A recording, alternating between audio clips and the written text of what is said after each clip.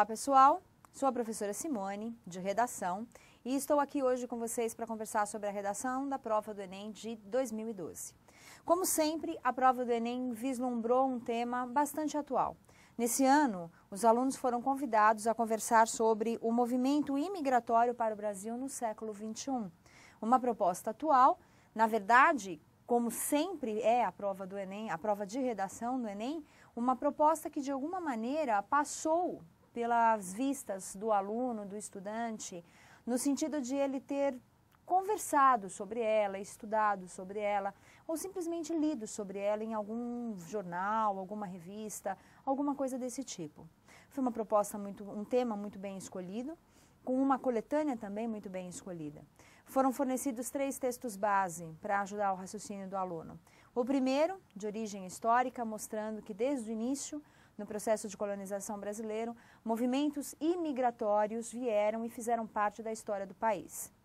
Os outros 2 textos base, já trabalhando com a atualidade, respectivamente falando dos movimentos imigratórios, por exemplo, do Haiti, por força do terremoto no final de dezembro de 2010, os haitianos entrando no Brasil pelo Acre, e o outro fragmento falando dos bolivianos. Aliás, um título bastante sugestivo que foi A Trilha da Costura, mostrando o papel dos bolivianos na própria indústria da costura, mostrando que eles têm bastante trabalho nessa área, né? Então, os imigrantes bolivianos mexendo bastante com isso. Como eu disse, é um tema atual que não deve ter dificultado a vida do aluno, não deve ter sido assim muito complicado para o aluno trabalhar. Certamente um tema que favorece, e é essa uma característica do Enem, uma proposta de intervenção, que é justamente a solução para o problema apresentado.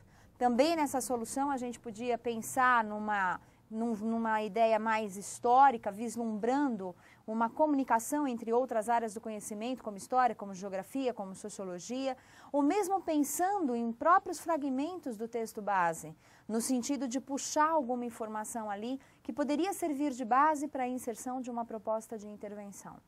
Ainda lembrando que no caso do Enem é bastante importante, na verdade é completamente indispensável, que se preservem os direitos humanos, que eles sejam respeitados. Portanto, em nenhum momento do texto, seja na hora de fazer a redação, de apresentar os problemas relacionados ao tema, ou na hora de apresentar a proposta de intervenção, em nenhum momento os direitos humanos poderiam ser eliminados, esquecidos ou simplesmente modificados. É absolutamente necessário que o estudante respeite os direitos humanos, certo?